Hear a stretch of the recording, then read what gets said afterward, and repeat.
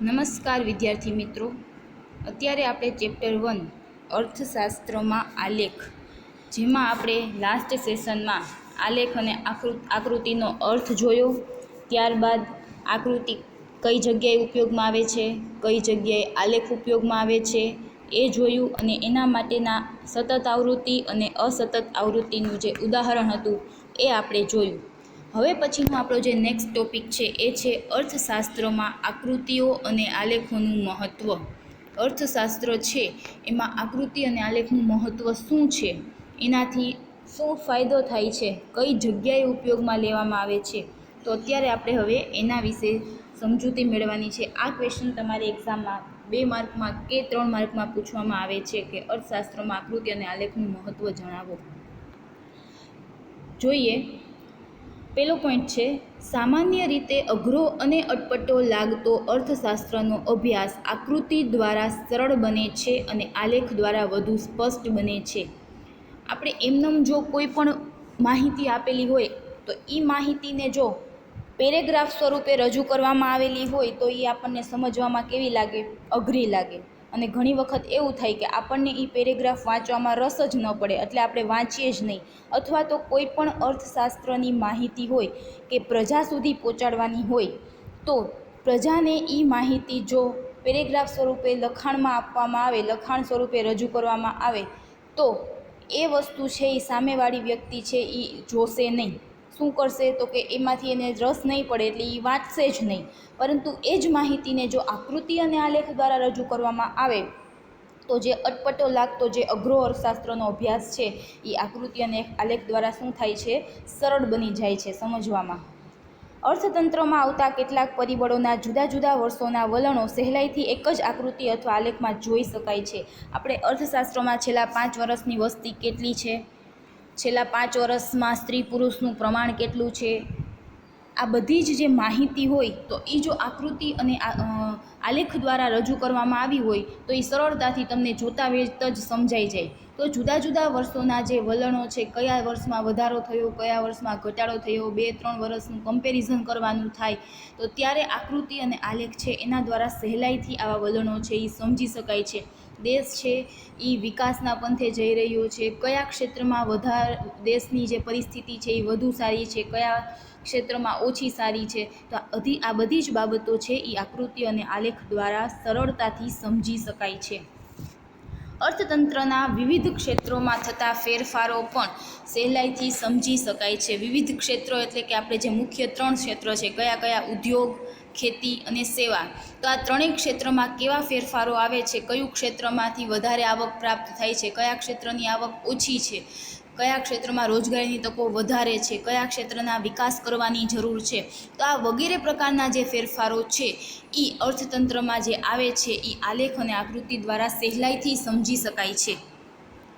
અર્થતંત્રના કેટલાક પરિબળો માટેની વર્ગો, પ્રદેશો, ક્ષેત્રો તેમજ સમયગાળા વચ્ચેની સરખામણી સહેલાઈથી કરી શકાય છે. આપણે આલેખ રજૂ કરીએ, ઉદ્યોગ ક્ષેત્રનું હોય, ખેતી ક્ષેત્રનું હોય, સેવા ક્ષેત્રની આવક આપેલી હોય આપણને ત્રણેય ક્ષેત્રની, અને એ ત્રણેય ક્ષેત્રની આવકને આપણે આકૃતિ અને આલેખમાં રજૂ કરીએ તો પછી આપણને એ જોતા વેત જ ખબર પડી જાય કે કયા ક્ષેત્ર છે એ વધારે આગળ પડતું છે, કયા ક્ષેત્ર છે એ ઓછું આગળ પડતું છે. તો આ બધી જ બાબતો છે એ બધીની જ્યારે કમ્પેરિઝન કરવાની થાય, સરખામણી કરવાની થાય, ત્યારે આ વસ્તુ છે એ આપણે આલેખ અને આકૃતિ દ્વારા સરળતાથી સમજી શકીએ છીએ.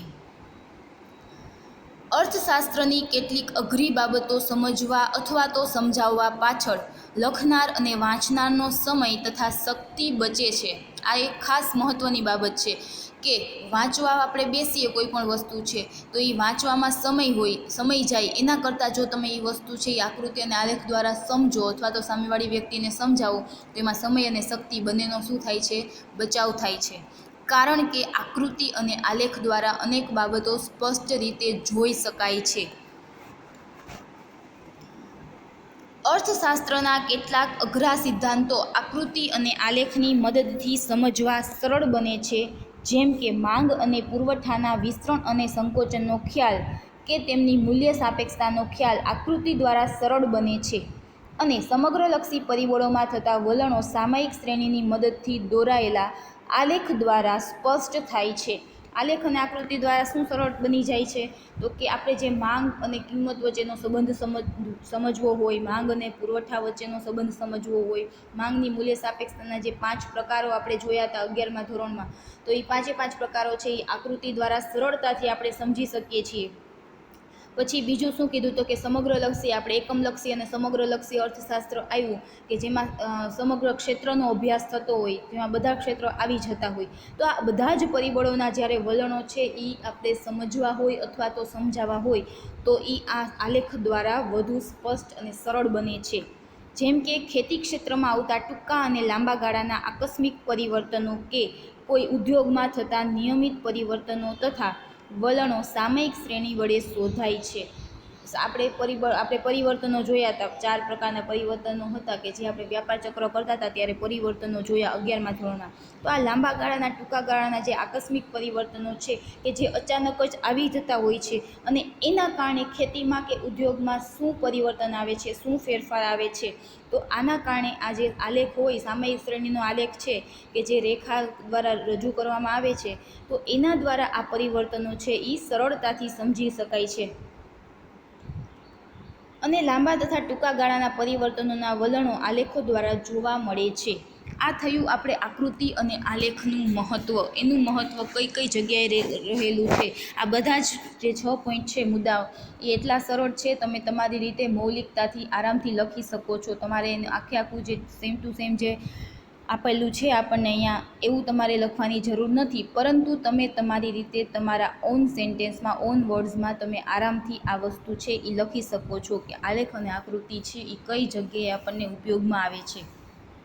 એના પછી છે, જ્યારે આપણે આકૃતિ અને આલેખ છે એ દોરવું હોય તો એના માટે આપણે કઈ વસ્તુનું ધ્યાન રાખવું જોઈએ, આપણે કઈ રીતે આકૃતિ અને આલેખ છે એ દોરવા જોઈએ. તો અહીંયા આપણે આકૃતિ અને આલેખ દોરતી વખતે ધ્યાનમાં રાખવાની બાબતો આપેલી છે. આકૃતિ અને આલેખનો હેતુ વિશ્લેષણ અને સરખામણી કરવાનું હોવાથી દોરતી વખતે કેટલીક બાબતો ધ્યાનમાં રાખવી જરૂરી છે. આકૃતિ અને આલેખ છે એ માત્ર ને માત્ર ખાલી દોરવામાં જ નથી આવતા, એ દોરાઈ ગયા પછી આપણે એનું શું કરવાનું હોય છે? વિશ્લેષણ કરવાનું હોય છે. કઈ જગ્યામાં શું વધારો છે, શું ઘટાડો છે. આપણે આકૃતિ અને આલેખ જેના વિશેનો દોરેલો છે, જે માહિતી વિશેનો દોરેલો છે, તો એ માહિતીનું પછી આપણે વિશ્લેષણ અથવા તો એ માહિતીની સરખામણી કરવાની હોય છે. તો જ્યારે આપણે આ વિશ્લેષણ અને સરખામણી કરતા હોઈએ ત્યારે કેટલીક બાબતો ધ્યાનમાં રાખવાની હોય છે અને એ બાબતો કઈ કઈ છે જે નીચે પ્રકારે આપણને આપેલી છે. પહેલો મુદ્દો છે આકૃતિ અને આલેખના પ્રકારની પસંદગી અને રજૂઆત. આ એક ખાસ મહત્ત્વની બાબત છે કે જ્યારે આપણને કોઈ પણ માહિતી આપેલી હોય, એ માહિતીને આપણે આકૃતિ અને આલેખમાં રજૂ કરવાની થાય તો એ સૌથી પહેલાં તો આપણે એ નક્કી કરવાનું થાય કે આ માહિતીને આપણે કયા પ્રકારના આલેખમાં અથવા તો કઈ પ્રકારની આકૃતિમાં રજૂ કરવાની થશે, અથવા તો કઈ જે આલેખ છે, કયા પ્રકારનો આલેખ છે એ વધુ અનુકૂળ રહેશે. તો એના માટે આકૃતિ અને આલેખના પ્રકારની પસંદગી અને રજૂઆત જે છે એ ખૂબ અગત્યની છે. કોઈ પણ ચિત્રને વધુ આકર્ષક અને અસરકારક બનાવવા માટે તેના પ્રકારની પસંદગી મહત્ત્વની છે. દાખલા તરીકે કેટલીક માહિતી વિભાજિત સ્તંભ આકૃતિ તથા વૃત્તાંશ આકૃતિ બંને દ્વારા રજૂ થઈ શકે. હવે કેટલીક માહિતી એવી હોય કે એ 2-3 પ્રકારના આલેખ દ્વારા રજૂ થઈ શકતી હોય, 2-3 પ્રકારની આકૃતિ દ્વારા રજૂ થઈ શકતી હોય. તો હવે એ 2-3 પ્રકારમાંથી આપણને કયો આકૃતિ કે આલેખ પસંદ કરવો કે જે વધુ અસરકારક બની શકે, જેની પસંદગી કરવાથી સામેવાળી વ્યક્તિને આપણે વધુ સરળતાથી અથવા તો આપણા માટે વધુ સરળ રહે એ વસ્તુને સમજવા. તો એના માટેની બેમાંથી કઈ આકૃતિની રજૂઆત વધુ અસરકારક બને તે માટેની પસંદગી કરવી જરૂરી બને છે. બરાબર? તો કોઈ પણ, આ તો થઈ આકૃતિ અને આલેખની વાત. હવે આપણે દુકાનમાં જઈએ કાંઈ પણ વસ્તુની ખરીદી કરવા માટે, આપણે સાબુની ખરીદી કરવા માટે જઈએ તો આપણે શું કરશું? અહીંયા દુકાનમાં તો કેટલી બધી કંપનીના સાબુ હોય, તો એ સાબુમાંથી કયો સાબુ છે કે જે વધારે આપણને અનુકૂળ આવશે, તો એના માટે પણ આપણે શું કરીએ છીએ? પસંદગી. એટલે કોઈ પણ વસ્તુ હોય એ વસ્તુમાં જે પસંદગી જે છે એ જ ખાસ મહત્ત્વની છે. તો અહીંયા આકૃતિ અને આલેખમાં પણ એવું જ છે કે તમારે કઈ માહિતીને કયા પ્રકારના આલેખ અને આકૃતિમાં રજૂ કરવાથી એ વધુ અસરકારક બનશે, તો એના માટેની પસંદગી કરવી એ ખૂબ મહત્ત્વની બાબત છે. બીજું છે સ્પષ્ટતા. ચિત્રની રજૂઆત સ્પષ્ટ અને સ્વચ્છ હોવી જોઈએ. તમે જ્યારે કોઈ પણ આકૃતિ અને આલેખ દોરતા હોય તો આપણે શું કરીએ, ઘણી વખત એમનેમ ખાલી આપણે હાથેથી કે જે જગ્યાએ સ્કેલનો ઉપયોગ કરવાનો થતો હોય તો આપણે સ્કેલનો યુઝ ન કરીએ, અથવા તો આપણને સ્કેલ લેવા જવા માટેની આળસ થાય. આપણી પાસે સ્કેલ ન હોય, કબાટમાં કે ખાનામાં પડી હોય તો આપણને એમ થાય કે લાવને કરી નાખવું, અત્યારે ઊભું થવાની આળસ આવે છે. તો એ બાબત છે, તો એ અહીંયા આકૃતિ અને આલેખ જ્યારે રજૂ કરતા હોય ત્યારે એ વસ્તુ ખાસ અગત્યની છે કે કોઈ પણ માહિતી તમે જ્યારે રજૂ કરો છો ત્યારે એનું જે ચિત્ર છે એ કેવું હોવું જોઈએ, એકદમ સ્પષ્ટ અને સ્વચ્છ. વિવિધ વિભાજનોનો અલગ રંગ કે શેડ દ્વારા દર્શાવવા જોઈએ. તમે કાંઈ પણ વસ્તુ છે એમને ડ્રો કરી નાખો કે જેમાં કોઈ પણ પ્રકારના રંગ કે કાંઈ ન હોય તો એ ચિત્ર છે આપણને જલ્દીથી જોવું ગમશે નહીં. તો તમારે જ્યારે કોઈ પણ માહિતીને રજૂ કરવાની થાય અને એ માહિતીને જો સામેવાળા વ્યક્તિ છે એ ખૂબ જ રસપૂર્વક જોવે એવું આપણે ઈચ્છતા હોઈએ તો એ વસ્તુને તમે સ્વચ્છ, સ્પષ્ટ, રંગ વગેરે શેડ વગેરે દ્વારા જો રજૂ કરો તો એ માહિતી આરામથી જે વ્યક્તિને ન જોવું હોય એ પણ એકવાર એને જોવા માટે ઊભો અવશ્ય રહી જાય. તો આ બાબત ખાસ અગત્યની છે કે વિવિધ વિભાજનોનો જે અલગ રંગ કે શેડ દ્વારા દર્શાવવા જોઈએ તથા દરેક વિભાજન દ્વારા વ્યક્ત થતી માહિતીની વિગતો દર્શાવવી જોઈએ. આપણે જ્યારે પાસેની સ્તંભાકૃતિ કરવાતા હોય, વિભાજિત સ્તંભાકૃતિ કરતા હોય, પછી વૃતાંશ આકૃતિ કરતા હોય તો એમાં જે અલગ અલગ ક્ષેત્રનો જે ભાગ પાડેલો હોય તો એ દરેક ક્ષેત્ર કયો જે શેડ છે એ કયા ક્ષેત્રને આપેલો છે, કઈ જે એમાં આપણે પછી ડિઝાઇન કરતા હોઈએ તો કઈ ડિઝાઇન છે એ કયા ક્ષેત્ર માટેની છે એની વિગત પણ તમારે દર્શાવવી જોઈએ કે જેથી કરીને સરળતાથી સમજી શકાય. આ બાબત જ્યારે આપણે આલેખ કરશું ત્યારે તમને વધારે સ્પષ્ટ થશે. ત્રીજું છે ચોક્કસ સ્કેલ માપ. આંકડાના આધારે આકૃતિ કે આલેખનું સ્કેલ માપ લેવું જોઈએ જેથી તે ચિત્ર યોગ્ય કદનું બને. ખાસ કરીને સ્કેલ માપ છે એ શેના માટે છે તો કે કોઈ પણ ચિત્રને યોગ્ય કદનું બનાવવા માટે. આલેખ અતિશય મોટો ન થઈ જાય, સાવ નાનો ન થઈ જાય, તો એના માટે આપણી પાસે જે માહિતી છે, જે આંકડાઓ આપેલા છે તો એ આંકડાઓના આધારે આપણે એવું સ્કેલ માપ નક્કી કરવું જોઈએ કે જેથી કરીને આકૃતિ અને આલેખનું કદ છે એ સીમિત રહે, ન બહુ મોટું થઈ જાય, ન બહુ નાનું થઈ જાય અને યોગ્ય પ્રકારનું ચિત્ર દોરાય. તો એ માટે સ્કેલ માપ લેવું ખાસ અગત્યનું છે. તો ચોક્કસ સ્કેલ માપ હોવું જરૂરી છે. ચોથું છે આકૃતિ કે આલેખની બંને ધરી પરની વિગતો સ્પષ્ટ દર્શાવવી. કઈ ધરી ઉપર બે ધરી આપણને OX અને OY ધરી આપેલી હોય છે તો કઈ ધરી ઉપર કઈ વિગત આવશે એ બંને વિગતો દર્શાવવી ખૂબ જરૂરી છે. આકૃતિ કે આલેખ તેની બંને ધરી પરની વિગતો સ્પષ્ટ રીતે દર્શાવવી જરૂરી બને છે. ત્યારબાદ છે આંકડાકીય માહિતીનો સ્ત્રોત. એ માહિતી કઈ જગ્યાએથી લેવામાં આવી છે એને સ્ત્રોત કહેવામાં આવે. કે આપણે વસ્તીની જ્યારે આલેખ રજૂ કરતા હોય તો એ વસ્તી ગણતરીના જે આંકડાઓ હોય કે છેલ્લા 5 વર્ષની જે વસ્તી ગણતરીના આંકડાઓ છે તો એ આંકડાઓ આપણે કઈ જગ્યાએથી લીધેલા છે તો એ સ્ત્રોત એ જે પણ કાંઈ આકૃતિ છે એની નીચે લખવો ખૂબ જરૂરી છે. આકૃતિ કે આલેખ જે આંકડાકીય માહિતી માટે રજૂ કરાયા હોય તે માહિતી તથા તેનો સ્ત્રોત દર્શાવવાથી આકૃતિ અને આલેખની વિશ્વસનીયતા વધે છે. તો લોકોને એમ થાય કે ના આ પ્રકારની માહિતી છે આ જગ્યાએથી લીધી છે તો એ માહિતી છે એ સાચી હશે, એટલે એના માટેની વિશ્વસનીયતામાં વધારો થાય છે અને તે ચિત્ર અધિકૃત બને છે. ચિત્ર છે એ સાચું છે એવું રજૂ કરી શકાય છે. એના પછીનું છેલ્લો પોઈન્ટ છે આંકડાકીય માહિતી ગણવાની રીત દર્શાવવી. જ્યારે માહિતી સ્વયં સ્પષ્ટ ન હોય અને આંકડાશાસ્ત્રની મદદથી તેને સ્પષ્ટ બનાવાઈ હોય અને તેના આધારે ચિત્ર દોરાયું હોય તો સ્પષ્ટીકરણ માટે વપરાયેલા આંકડાશાસ્ત્રના સાધનની ખૂબ ટૂંકી વિગત દર્શાવવી જરૂરી છે.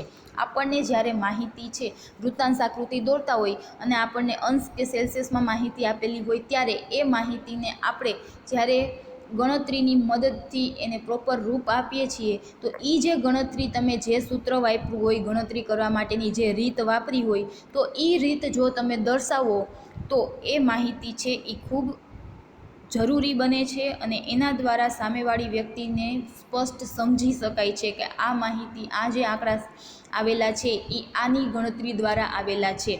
તો એ જે માહિતી ગણવાની જે રીત જો ઉપયોગમાં લીધી હોય તો એ રીત એ જગ્યાએ દર્શાવવી જરૂરી છે. આ થયા આકૃતિ અને આલેખ દોરતી વખતે ધ્યાનમાં રાખવાની બાબતો. આ બાબતો તમને 3 માર્કમાં પૂછવામાં આવે છે. હવે એના પછી આપણને આપેલું છે આકૃતિના પ્રકારો. કયા કયા પ્રકારની આકૃતિ હોઈ શકે? તો આકૃતિના પ્રકારોમાં જોઈએ તો કે આકૃતિના સામાન્ય રીતે વપરાતા અનેક પ્રકારો છે. આ પ્રકારો તમને એક્ઝામમાં 2 માર્કમાં પૂછવામાં આવે છે, બરોબર. પેલું છે ચિત્રાકૃતિ, બીજું છે છૂટાછવાયા બિંદુઓ અથવા વિકર્ણ દર્શાવતી આકૃતિ. માત્ર આલેખ દોરી OXY ધરી ઉપર માહિતી લખી, આંકડાઓ લખી અને ખાલી શું કરવામાં આવે છે? બિંદુઓ દર્શાવવામાં આવે છે. ત્યાર પછી છે સમય આધારિત અથવા તો અન્ય પરિબળ આધારિત રેખા આકૃતિ. ઘણી વખત અમુક આકૃતિ એવી હોય કે બિંદુઓ દોર્યા પછી એ બિંદુઓને જોઈન્ટ કરતા જે રેખા મળે તો એને રેખા આકૃતિ કહેવાય. તો આવી આકૃતિને રેખા આકૃતિ કહેવામાં આવે છે. આપણે અહીંયા મોટા ભાગે સ્તંભ આકૃતિ, વિભાજિત સ્તંભ આકૃતિ અને વૃત્તાંશ આકૃતિનો જ ઉપયોગ કરવાનો છે. એ 3 પ્રકારની જ આકૃતિ આપણને દોરવાની રહેશે. ઉપરની જે 3 આકૃતિ છે એ આપણે અહીંયા દોરવાની થશે નહીં, પરંતુ આ તમારી માત્ર ને માત્ર જાણ માટે અને માહિતી માટે છે. ચોથું છે વર્તુળ આકૃતિ અથવા તો વર્તુળ દોરવામાં આવે. કોઈ એક માહિતી આપેલી હોય તો એને વર્તુળ દ્વારા રજૂ કરવામાં આવે.